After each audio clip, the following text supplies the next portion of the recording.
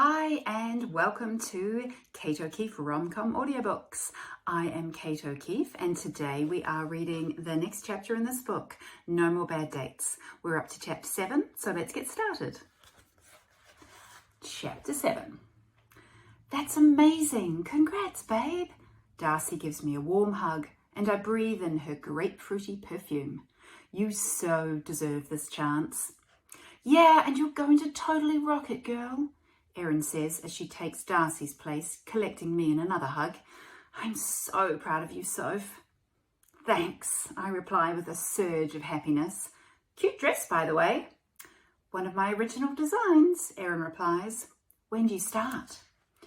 Next weekend. I am officially running the place. Well, with Bailey for a while at least. Excitement and sheer unadulterated terror fight for pole position inside. I'd say excitement wins, but probably only due to the Chardonnay I virtually inhaled when we arrived at Jojo's karaoke bar. You're going to have to give us a discount, right? Darcy says. Oh, you have to, Erin adds. I can see it now. We'll meet for high tea every Saturday and then regroup for karaoke. Cake, wine and song. Perfect. So let me get this straight. What you're saying is I'm going to become super fat on all those cakes as well as a terrible singer? Geez, I'll have no problem finding guys to date then, I reply with a laugh. I may be joking, but on the inside, I'm fit to burst with happiness. It's been virtually impossible to keep my promotion to myself all week, but I wanted to tell my friends in person, and our Saturday night karaoke is the perfect moment. Your family must be stoked, Darcy comments. Mum and Dad were super excited when I told them. Dad was his usual, you're my girl, of course you're a success. And I think Mum used even more Irishisms than ever before in her excitement. When she gets like that, my brother and sisters call it Mum going Paddy. And go full force, no holds barred, Paddy, she sure did. I bet it was Irish-tastic, Darcy says. Could you even understand her? Erin asks with a laugh. When she gets going, she makes my head spin. In a good way, of course.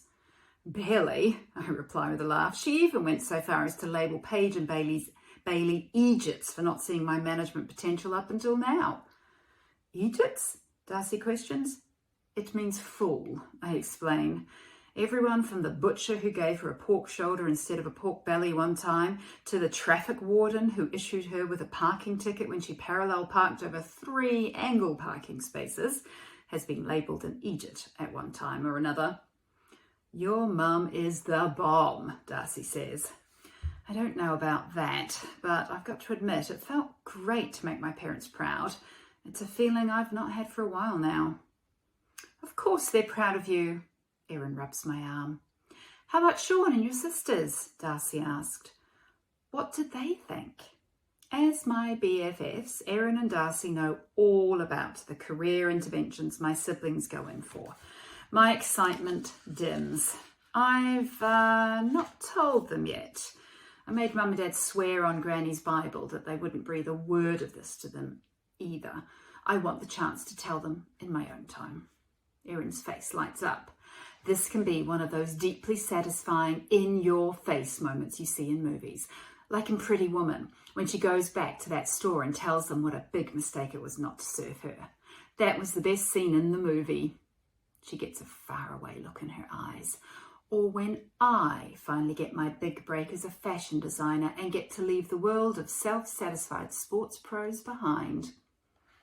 Erin works in sponsorship for the Auckland City Hawks rugby team, which is not her dream job, although she's good at it.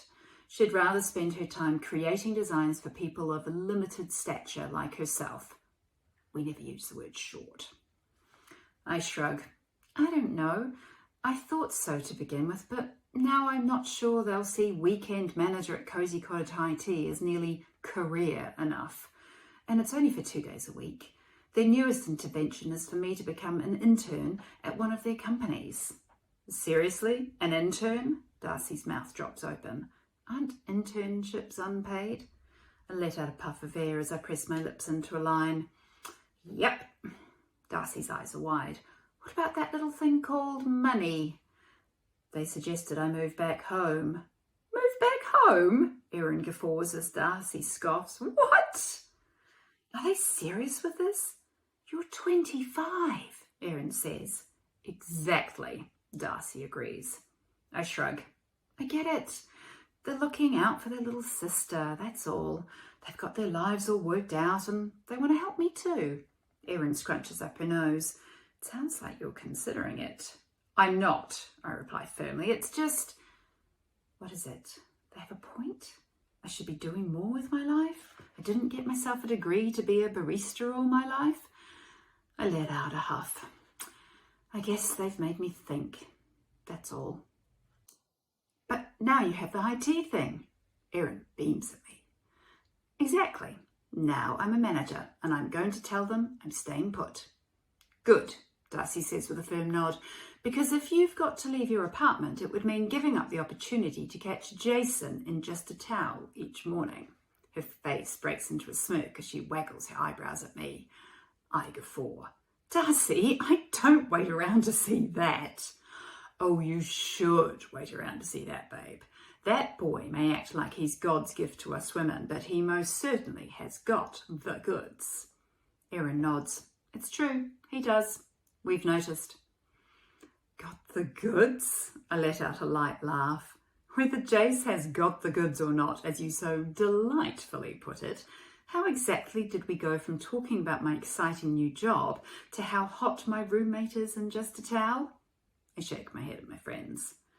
Sure, I may have seen him in nothing but a towel once or twice, but it was totally by accident, even if he does have the kind of sculpted abs and broad shoulders that make many women swoon. He doesn't have that effect on me. He's just Jason. I guess I'm simply impervious to his charms.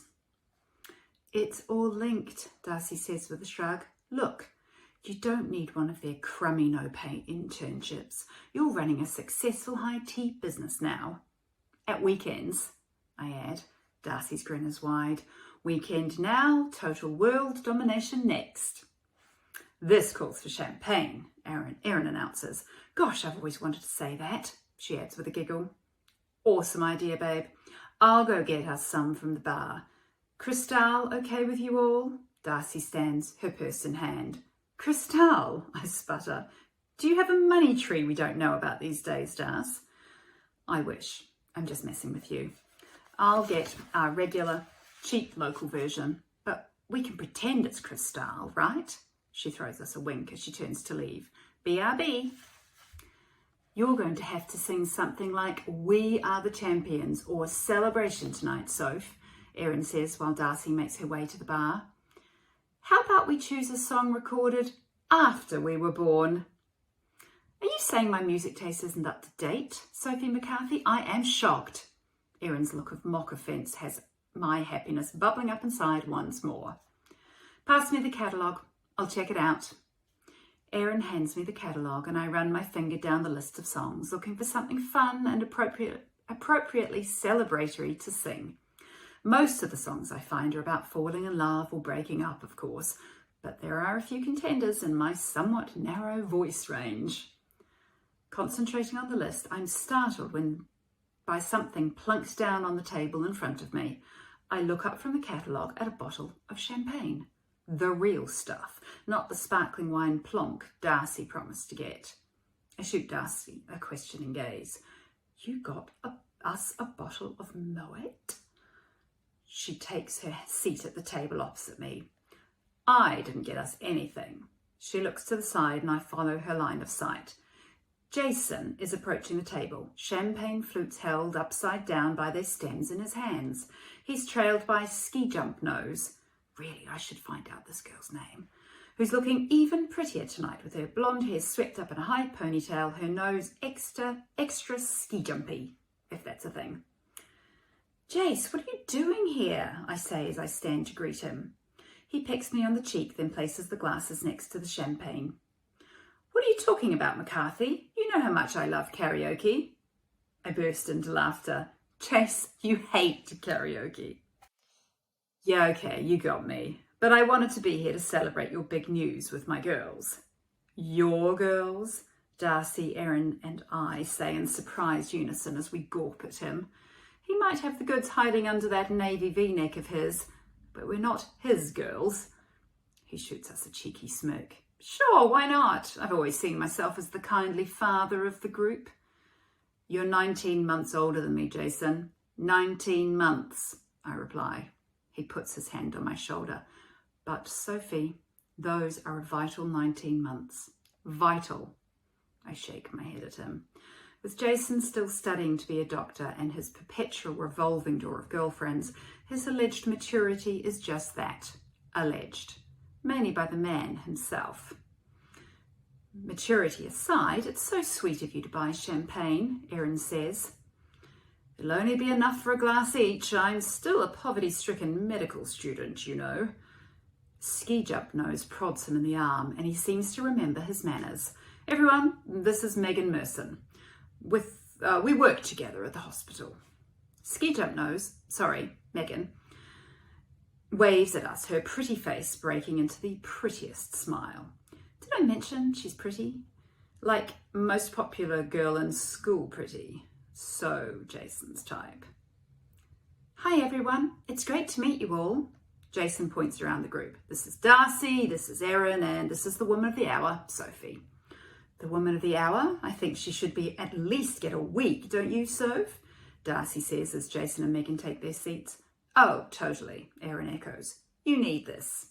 Erin's right, I do need this. Getting this promotion has given me a new focus, a new lease on life. As Mum put it, in between calling me dote, a leven, a store, and a bunch of other Irishisms when she went paddy on me. Oh, we're missing a glass. I must have counted wrong, Jason says. Darcy quirks an eyebrow. You don't do maths in med school? I hop up from my chair. I'll get us another glass. I make my way over to the bar and wait patiently for the barman to finish serving the woman next to me. You're going to have to explain something to me, McCarthy. I turn to look at Jason, who has materialised at my side. What's that? What exactly is high tea? Is it drinking tea while you sit on a high chair like a baby? Or something you might have done in college, if you get what I mean? You know this. You asked me when I first started working there, remember? Tell me again, I forget things. He taps the side of his head. My brain is full of important medical information that saves lives, remember? It's elegant sandwiches, little scones with jam and cream, slices of yumminess, all served with pots of tea. Sounds like snacks on steroids for the truly hungry. I guess it is. So, Megan seems nice, I lead. She's great. Is this the second date? Second or third. Oh, this is serious. You know me, McCarthy, I don't do serious. I can't remember the last time a girl lasted more than a week or two. He grabs the barman's attention and asks for another champagne flute. What have you told the McCarthy Mafia about the new job? Yep, complete change of subject. That's our Jason. He'll remain a commitment phobe to the bitter end. Mum and Dad have been super excited about it, but Sean and my sisters, I'm not sure they'll see it as much of a promotion. Which I guess it's not really. I mean, I'm only in charge at the weekends. I'm still only a barista during the week. I use air quotes. My belly twists at the mere thought of sharing my news with my siblings. What's your gut telling you? Right now, it's telling me to drink a glass of champagne to get some Dutch courage to sing. He laughs, his dark eyes dancing. Well, in that case, we'd better get back to the table. We make our way back to the others when he puts his hand on my arm and says, Do me a favour, okay, McCarthy? What? I turn to look at him and notice how serious his face suddenly looks. Listen to what your gut tells you. It's never wrong. Is that your medical opinion? Almost Dr. Christie. It is. Now, that'll be $150, thank you, miss. I roll my eyes at him as I take my seat back at the table. The final piece of the puzzle. Jason brandishes the glass as he sits down next to Megan. Have you two come to sing? Erin asks Jason and Megan hopefully as Jason shares the contents of the bottle between the 5 champagne flutes. That would be a hard no from me, Jason responds. You're going to sing though, aren't you, Meg? Oh, I love to sing, Megan gushes. My whole family is musical. I grew up singing and playing the piano. We were in a band called the Mersons. You might have heard of us.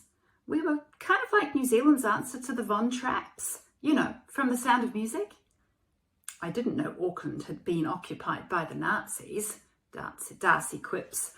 Oh, not that part, just the family singing part, Megan clarifies for us unnecessarily, and I shoot Darcy a be nice glare. What? She mouths at me, doing an extremely poor job of feigning innocence. The thing is, Jason brings a series of random women to our get-togethers. They're all sweet, nice girls, pretty much cookie cutters of one another. We learned early on not to get attached to any of them because almost as soon as they're on the scene, they're off it again. And we're on to the next version of Megan before you can say whiplash. Really, I think the longest a girl has lasted with Jason has been a month. Look serial monogamist up in the dictionary and you'll find a photo of Jason Christie wearing that adorable smile of his that sets so many unsuspecting victims' hearts racing. True story. Jason raises his glass in a toast. To Sophie and her brilliant new career. To Sophie and her brilliant new career, everyone echoes, and I beam at them as I take a sip of my champagne. Oh, that's so good, Darcy comments, much better than our usual. That's because our usual sits way at the other end of the scale, Erin comments. It tickles my nose, I say as I rub it. It's so nice of you, Jace, thank you. You're super generous, Jason. Sophie's so lucky to have you, Darcy says with a cheeky grin. You know what, Darcy? I think I'm the lucky one. Sophie's quite the catch, Jason says in a mock Sean Connery as James Bond accent. It's his go-to accent of choice, and it's poor at best.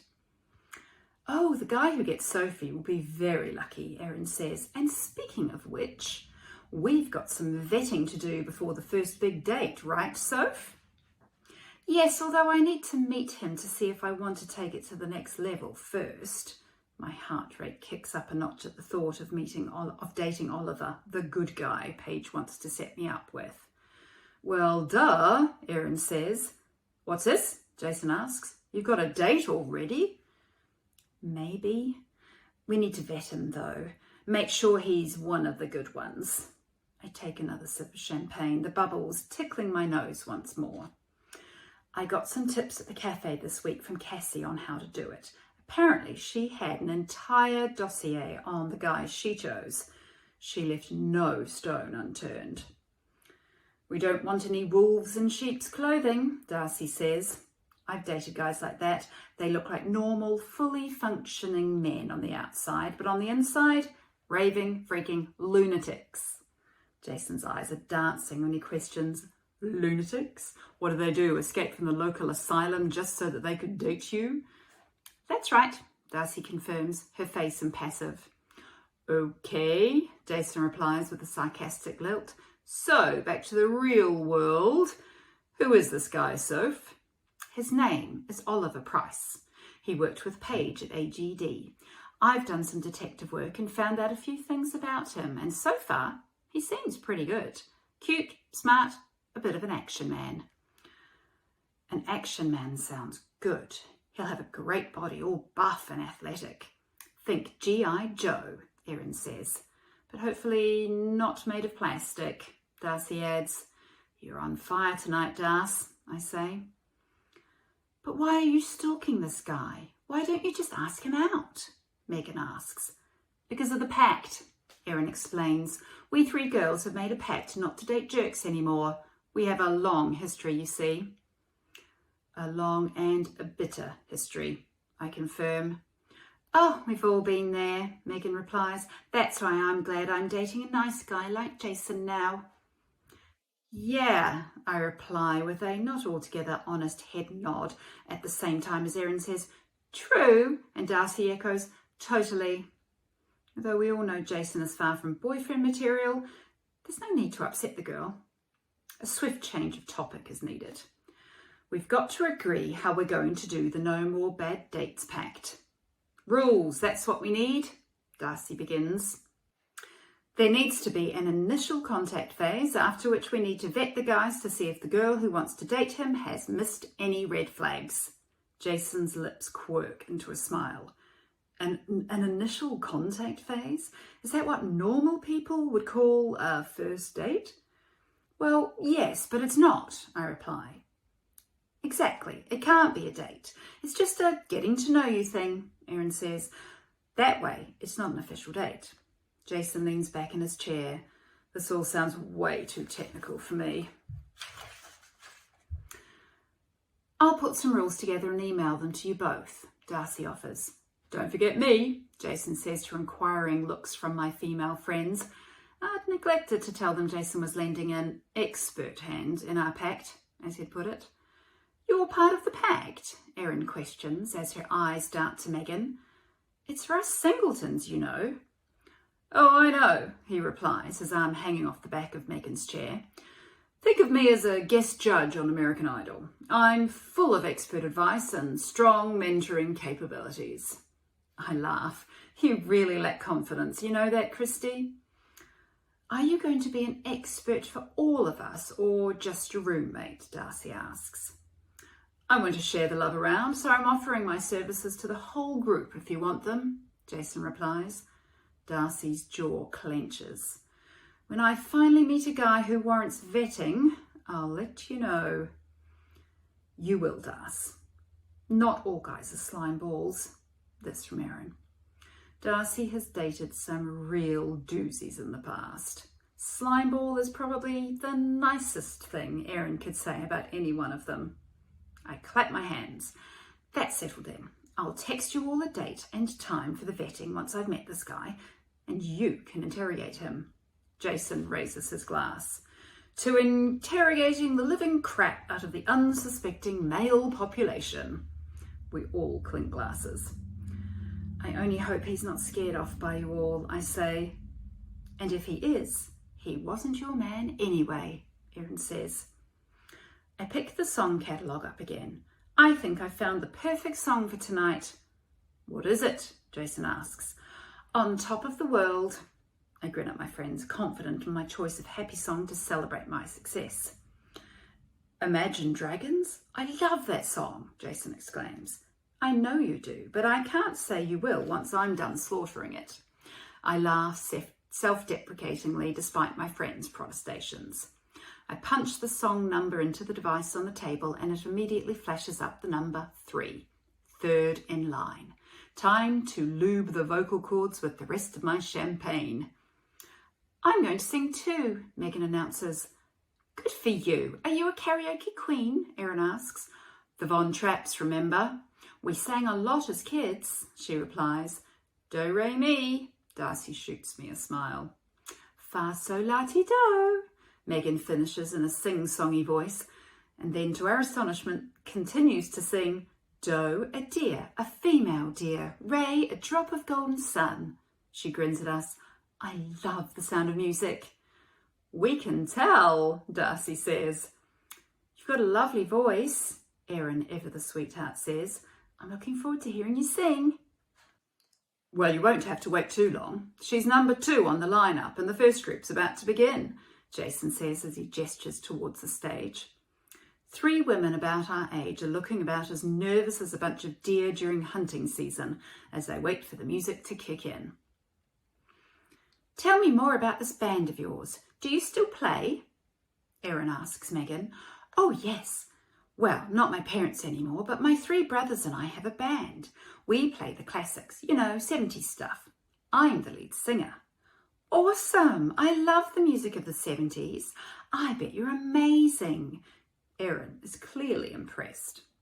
The opening bars of Never Gonna Give You Up resound around the room, putting an end to Erin and Megan's buddy-buddy get-to-know-each-other session. Rick Astley, now there's some karaoke gold right there, Jason says as the girls on the stage begin to sing the opening line with shaky, uncertain voices. After they butcher the first chorus, and I'm not complaining here, these girls make me look like freaking Adele, They relax into it and with the crowd's support manage to pull the whole song off with their pride intact. Well, mostly. That's the awesome thing about JoJo's karaoke. No matter how bad you are, people support you when you're up there on the stage. Of course, they may never invite you back, but that's another thing. One of the waiters announces the next in line and Megan pops up from her seat. "A good luck kiss, please." She pats the side of her cheek and to my surprise, Jason reaches up from his seat and kisses her. "You're very obedient," I comment once Megan is out of earshot. "You must really like this girl." "He's just being a good doggy, aren't you, Jace?" Darcy teases with a smirk. "Megan's great," he replies, clearly ignoring Darcy's gentle jibe. "I bet she's going to sing this song beautifully too," Erin says. We hear the opening bars to Wrecking Ball, followed by Megan singing, her voice strong and rich and beautiful. Seriously, she sounds like Miley Cyrus, only better because she's here in the room with us and not writhing around naked on an oversized metal ball as she licks a mallet. Thank goodness. We sit and listen, spellbound, right to her very last note, after which the crowd bursts into spontaneous, enthusiastic, genuine applause. Megan gives a bashful and totally endearing curtsy before returning to our table where we all congratulate on her on her stellar performance. "You seriously undersold your talents with that Von Trapp thing," I say with a shake of my head. How am I going to follow that? I don't even have time to think about it before my name is called and I'm the one up on the tiny stage, the lights shining bright in my eyes. I grab the microphone as the first bars of "On Top of the World" play and say, "For what you're about to hear, I am truly, truly sorry." And then I launch into the song, thankful it's low enough that my voice is disguised until someone shouts, "We can't hear you!"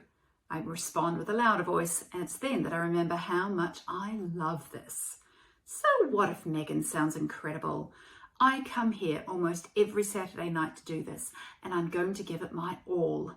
I may sound like a pack of cats fighting to get out of a box, but you know what? I have passion, willing, and at least 2 glasses of wine inside me. Just like my new job as weekend manager of Cozy Cottage High Tea and my initial contact with Oliver the good guy, Price, I may not be perfect, but I've totally got this. And that was the latest chapter of No More Bad Dates. Thank you so much for listening. Tune in again shortly when I'll have the next chapter ready. And thanks for being here.